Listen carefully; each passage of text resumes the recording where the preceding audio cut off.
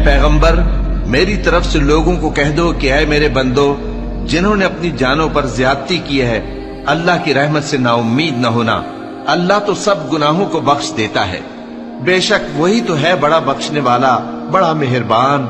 और इससे पहले कि तुम पर अजाब आ वाक़े हो, अपने परवरदिगार की तरफ रुजू करो और उसके फर्माबरदार हो जाओ, वरना बाद में तुमको मदद नहीं मिलेगी।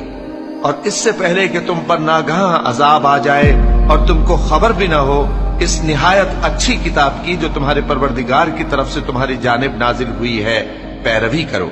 ऐसा न हो कि उस वक्त कोई शख्स कहने लगे कि हाय उस कोताही पर अफसोस है जो मैंने अल्लाह का हक मानने में की और मैं तो हंसी ही करता रहा।